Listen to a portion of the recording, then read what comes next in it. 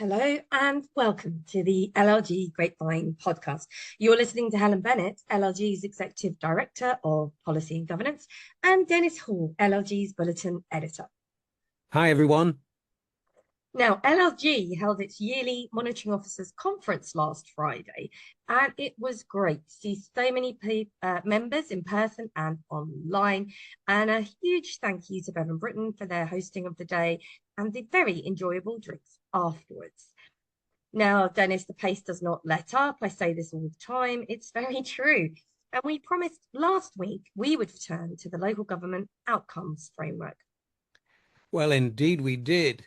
Deputy Prime Minister Angela Rayner had some big, important announcements to make at the LGA conference in Liverpool. Public services need reform, she said, and the onus is on us to work with you to deliver it. She said, I'm here today at the conference to fire the starting gun on a new way of working with you to deliver the reforms we know are needed. First, she said, we're announcing a fundamental shift to radically simplify the funding and reporting regime that underpins local government. Through a new local government outcomes framework, government will now move to a completely new way of measuring performance. And this will be focused, she said, on delivering what we know matters most. Outcomes like kids learning to read and write, people living healthier lives for longer, and communities feeling safe. And it brings everything in line, she said, with the government's broader missions and the Labour government's plan for change. Well, Rayner also said that this means prioritising the long term instead of getting caught up in the nuts and bolts. And the aim is that it frees local government up to deliver meaningful outcomes and facilities and a shift towards prevention. Now, she went on to say that the micromanagement of previous governments has failed and it wasted taxpayers' money and, she says, got us in the mess we're in now. So, interesting. It is, and highly controversial comments there. Government intends to put together a clear menu of actions, she said, of how government will respond where services are failing. Now, members will want all of the details on this, and they're in Bulletin 26. Now, another key message. Outsourcing of public services has always been controversial. But the Deputy Prime Minister said the government will introduce a quick and proportionate public interest test to make it easier for councils to insource local government services. And she told the Local Government Association conference that the government was working to undo the ideological presumption of outsourcing by default as part of the government's plan to make work pay. And here's another key message, because Angela Rayner said that ending Whitehall micromanagement also means sorting out, and there's some colourful language in many respects, the spaghetti soup of obligations. It's probably not alphabetic spaghetti, facing local government. Yeah, and that's why alongside the new outcome framework, I'll get that right. That's why alongside the new outcomes framework, government will be launching a comprehensive review to ensure unnecessary regulations aren't getting in the way. Councils serve their communities. I'll cover this in my next item, Helen. Well, Dennis, I've already registered for some of the webinars scheduled to take place on the outcomes framework, and no doubt we will be returning to this subject again in the podcast. Now, let's turn to news from Wales and a subject featuring heavily in last week's bulletin, planning reform. So the Welsh government, much like the English government, is seeking to make planning law in Wales easier to understand and navigate through the Planning Wales Bill.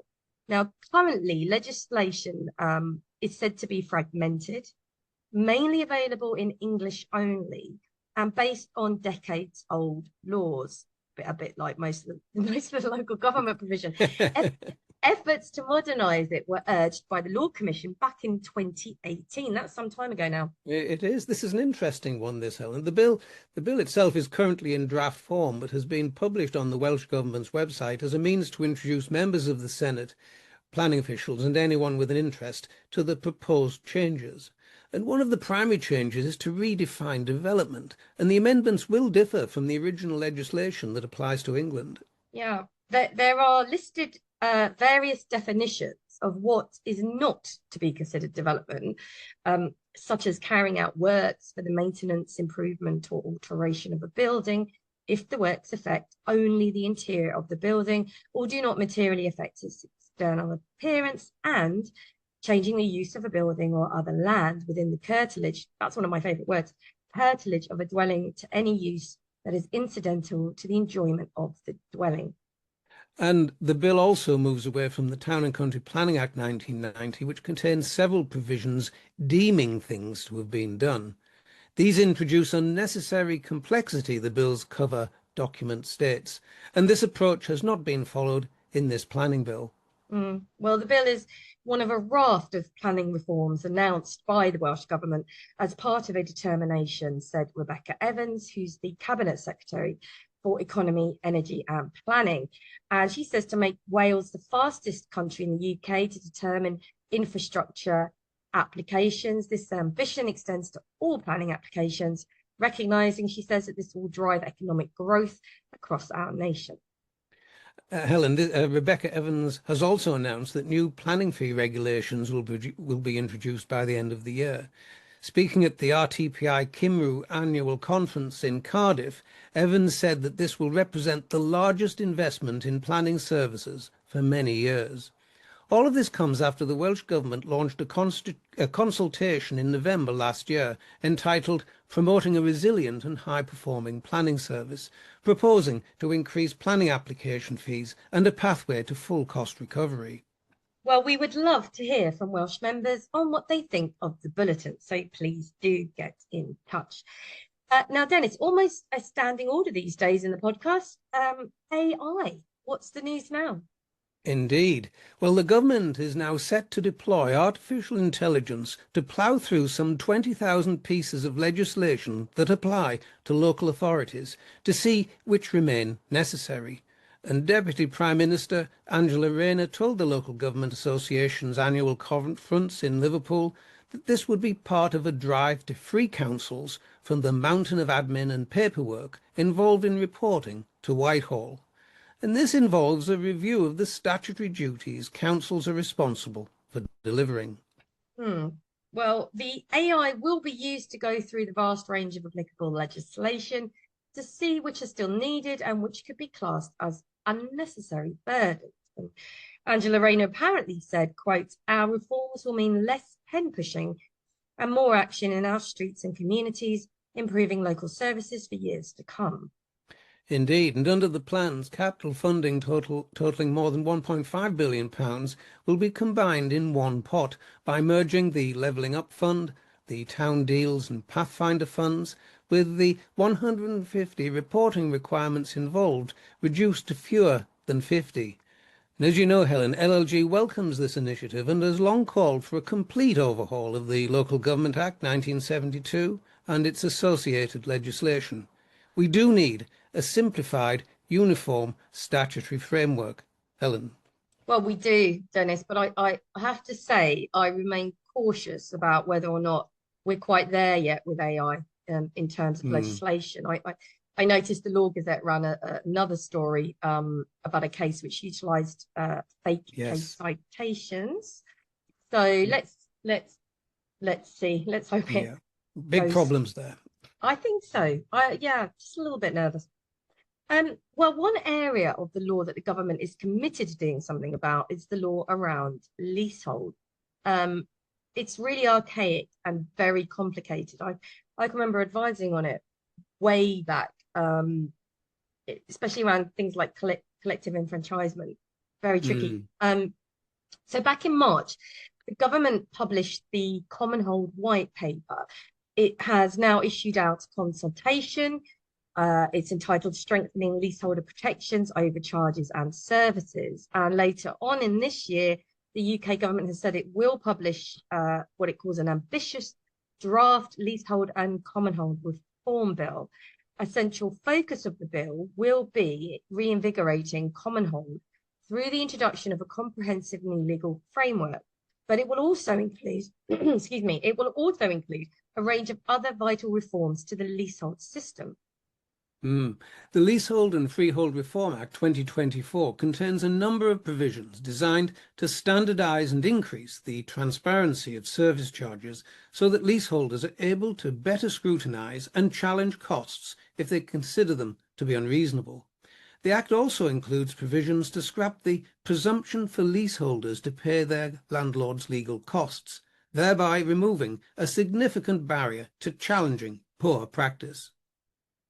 Now, implementing the 2024 Act requires an extensive programme of detailed secondary legislation. And the government has said that while they want to act as quickly as possible to provide homeowners with greater rights, powers, and protections over their homes, they've been clear that they must balance speed with care if they are to ensure that measures brought into force are to the lasting benefit of leaseholders. Through this consultation, the government are proposing new reforms to the Section 20 process that leaseholders must go through when a landlord wants to carry out major works funded by a service charge. One-off, unexpected and often very large bills for major works can place a huge financial strain on leaseholders. Far too many receive little or no notice about these works, and so have little time to obtain sufficient funds. No, that's right. And the government are also taking steps through the consultation to strengthen the regulation of managing agents. Managing agents, of course, play a key role in the maintenance of multi-occupancy buildings and freehold estates, and their importance will only increase as common hold becomes the default tenure and existing leaseholders are empowered to exercise the right to manage, collectively enfranchise, or convert to common hold. Finally, Helen, the government will review long-standing aspects of the system to ensure that they remain fit for purpose. This includes protections for leaseholders who pay a fixed service charge, especially where costs are estimated each year. Well, the consultation runs for 12 weeks until the 26th of September for those wishing to respond. Now, Dennis, it's been a while since we looked at the Post Office inquiry. Where are we at? Well, it is. We've reached a major point now. So I turned to the publication of the first report from the Post Office Horizon IT inquiry. Now, this report focuses upon victim impact and the settlement and compensation schemes. It does not make for easy reading, nor indeed did listening to the opening remarks from Sir Win Williams, the inquiry chair. This quite simply is the worst episode in the history of our legal system, and we cannot grasp the disastrous impact upon the victims and their families. But here I turn to what was said last week about who is likely to be found at serious fault and why. Post Office Inquiry Chair Sir Win Williams has indicated that he is likely to find that individuals working for the organisation covered up what they knew about defects with the Horizon IT system. Williams published the first volume of his report into the scandal following a 3-year public inquiry, focusing on the human impact and compensation issues, as I mentioned. Yeah, and the part of the report, this part of the report, as I understand it, was not intended to apportion any blame for what happened, but general points at the outset suggest that this will come further down the line. And I think it has to. I think that's right. And Williams said, although many of the individuals who gave evidence before me were very reluctant to accept it, I am satisfied from the evidence that I have heard that a number of senior and not so senior employees of the Post Office knew, or at the very least should have known, that Legacy Horizon was capable of error. Indeed. Equally, the Horizon Online system that was introduced in branches from 2010 was also afflicted by bugs, errors and defects, and Williams said that a number of employees of Fujitsu, which designed and operated the system, and employees of the Post Office knew that this was so. The chair said he would summarise and explain the evidence which justified these statements in a later volume of his report. Now, between 2000 and 2013, the Post Office prosecuted postmasters and others who worked in branches across the UK based upon evidence produced by the Horizon system, apparently showing that losses had occurred. But in many cases, postmasters were accused of theft and opted to plead guilty to false accounting in order to avoid prison. Williams said the losses shown by Horizon were illusory as opposed to real, and that he regarded postmasters as victims of wholly unacceptable behaviour perpetrated by a number of individuals employed by and or associated with the post office and Fujitsu. Now, of course, around 1,000 people were prosecuted and convicted based on Horizon evidence, with up to 60 people prosecuted but not convicted. The inquiry concluded that, and then this is horrible, 13 deaths by suicide have been linked to the post office scandal, with many more victims, of course, and in some cases their relatives suffering depression, family breakdown, homelessness, and public shaming. Now, the post office scandal matters to us a great deal. As Dennis explained in his piece for the LLG's Inspire programme, the inquiry has laid bare the issues around the role and effectiveness of all in-house lawyers, and particularly in their relationships with executive colleagues, and the role of lawyers generally, both internal and external.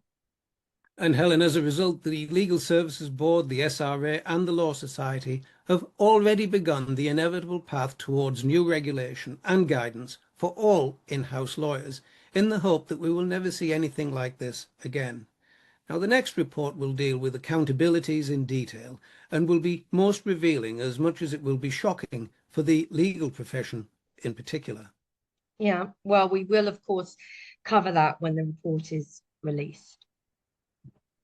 And now for our last item, I want to examine the view of the Transport Committee that wants to create a commissioner for street works, because it says it would be helpful to avoiding disputes between local authorities and utility companies going to court. Now, local authorities, the committee says, should be given new powers to limit disruption and congestion caused by street works.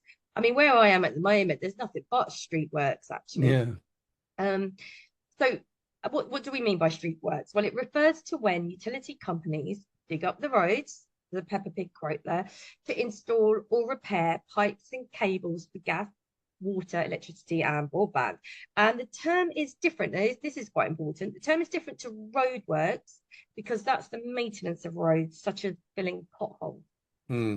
Now, in a report published on the 3rd of July entitled Managing the Impact of Streetworks, the cross-party committee called for tighter controls on the use of immediate or urgent permits, which allow utility companies to bypass local authorities before they start, and guarantees that an excavated road will then be reinstated to a high standard.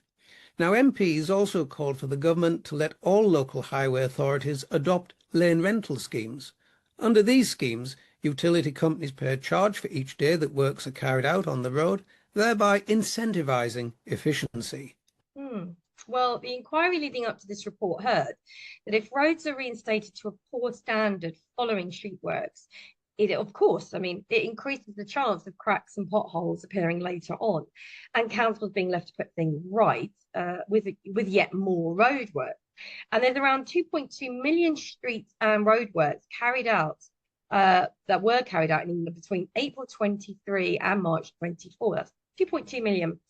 And over, now this is staggering, over 200 organisations have the right to dig up roads. And more street works will be needed to meet government objectives, of course, on new housing developments and installing electrical vehicle infrastructure. In many cases, some level of disruption is unavoidable, of course, when street works need to be carried out to keep services running.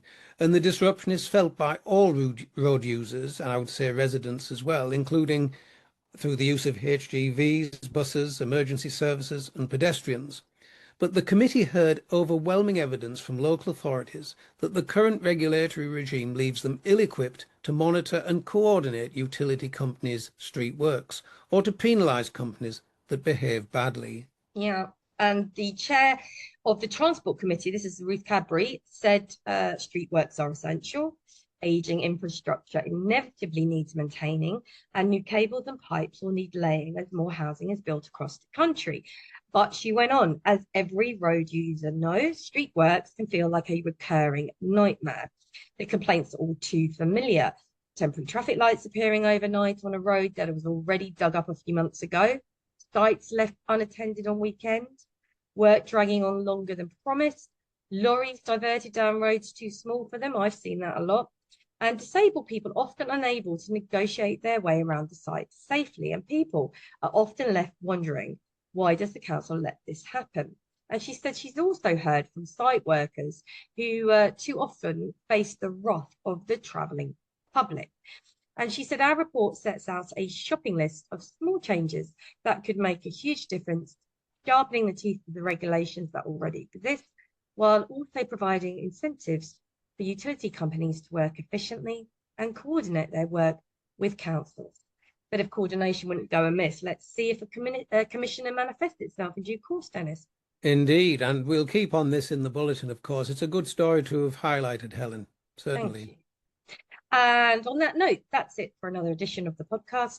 You can read more on the items discussed today and many more besides by going to bulletin number 26, available on the LLG website now. So it's goodbye from me. And from me too. Bye now.